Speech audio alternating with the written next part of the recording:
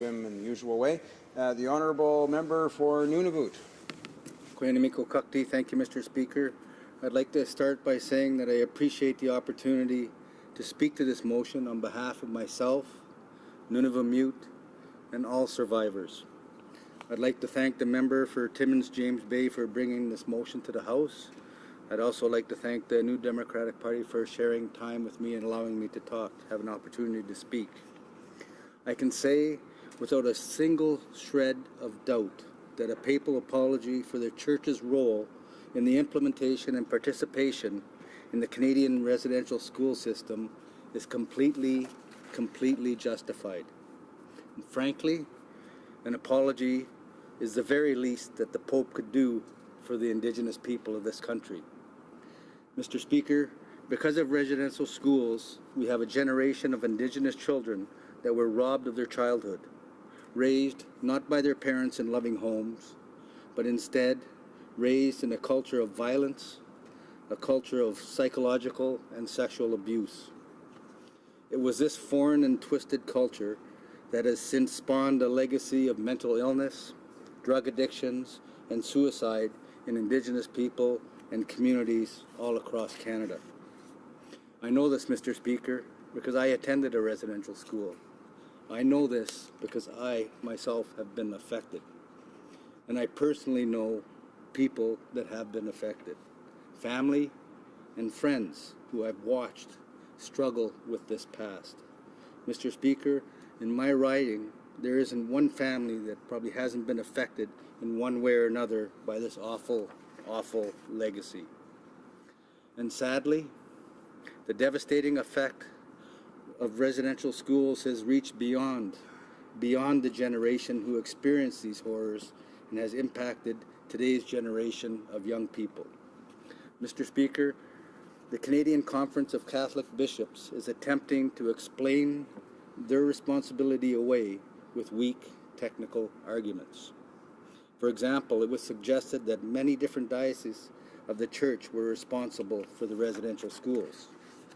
Also stated was that a visit by the Pope to Canada to deliver an apology presents a potential financial burden to the Church.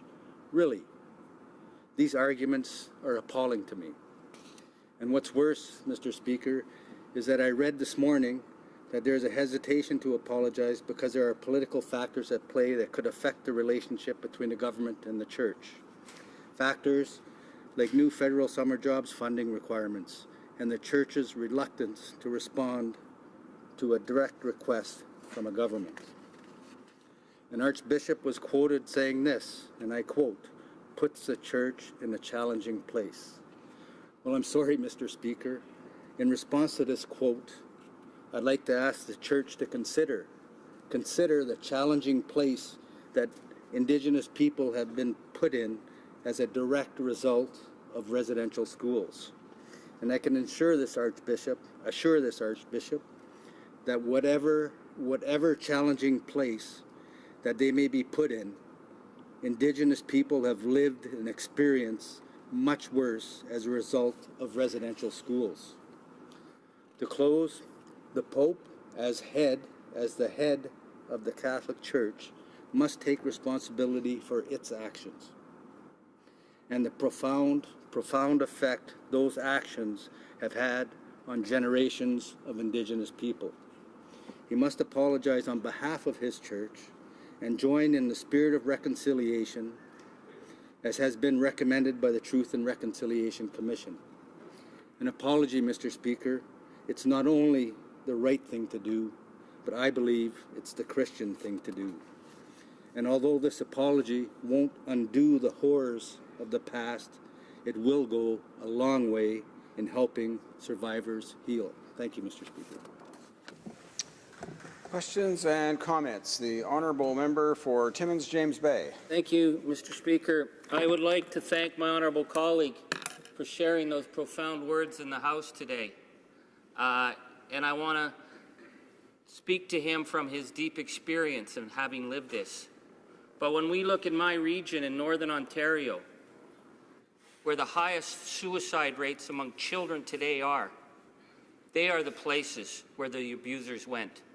whether it was Ralph Rowe from the Anglican Church in Northwestern Ontario, to the communities that I represent, where the damage is done by St. Anne's and Bishop Horton School, the effects can be seen to this day. And even though we have a young generation coming up that are strong and proud, whenever we see a suicide epidemic, the elders say to me, the direct road to the deaths of these children leads back to the residential school. And I've seen it as a fact. You have to be on the ground. I say to my other colleagues, you have to be on the ground to actually see how direct that road is. I'd like to ask my honourable colleague from his experience about that direct road to the suffering and issues that we're still dealing with, and why this apology and this recognition by one of the perpetrators of this abuse is so important at this time in our history. The honourable member for Nunavut. Thank you, Mr. Speaker. I'd like to thank my colleague for his question. I think it's important in ways that will help people heal. Like I said, it's not going to undo the horrors of the past, but acknowledging those horrors and taking responsibility and apologizing for them will help people heal. You know, you talk about suicide rates. In Nunavut, in my riding, our suicide rates are 10 times the national average. And yet we have not one facility in the north to help people deal with mental health and trauma-related issues. And I think, you know, in most northern isolated jurisdictions in Canada, those services are not adequately available, and that is where they're needed the most. Thank you, Mr. Speaker. Questions and comments. There's a lot of people up for questions and comments. I'm going to try and do my best to get 2 more questions in from each of the 2 other remaining parties. The Honourable Parliamentary Secretary to the Minister of Crown Indigenous Relations. Thank you, Mr. Speaker, and I want to thank my colleague from Nunavut for his words today and for telling us of his lived experiences and how it has affected him, and I know has affected so many people that surrounds him in his riding and in this country. I ask him today in terms of the journey of healing towards reconciliation, especially for residential school survivors, what are some of the key pieces that he feels that we should be leading as Canadians today to make that journey a little bit easier and hopefully a whole lot more successful? The Honourable Member for Nunavut. Thank you, Mr. Speaker, and I'd like to thank the member from Labrador for her question and her advocacy on this issue. I know that I've had many discussions with her on it, and I think, you know, what we need to do, we need to put our money where our mouth is. We need to provide the programs and services for mental health and addictions and to help people deal with trauma.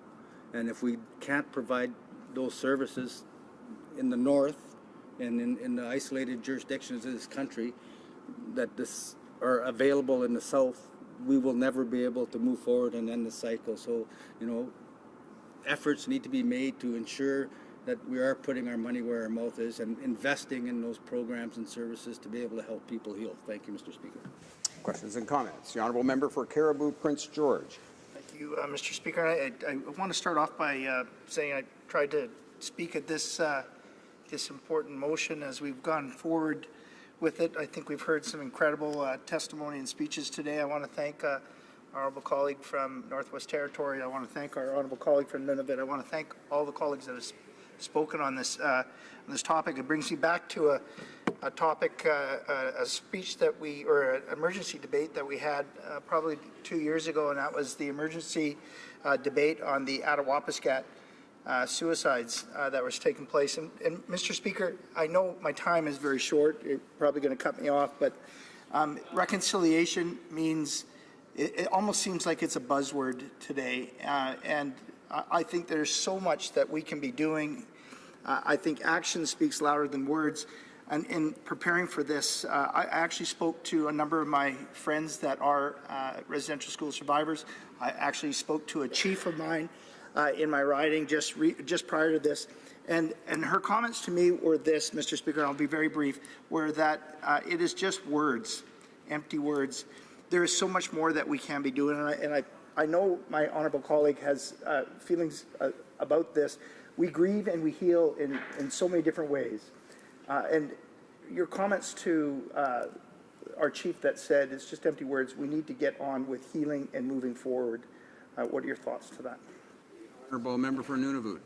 Thank you, Mr. Speaker. Mr. Speaker, I'd like to thank the member for his question, and I think, you know, he put it very clearly himself. People deal and heal differently. For some people, it may not be helpful, but for some it will. And I think, you know, the spirit and the intent of just hearing those words, or someone saying that's been, you know, whose organization has been responsible for so much damage over so many generations, for a lot of people, it will help the healing process for those people, and I think that that's important. Thank you, Mr. Speaker. It being 5:15.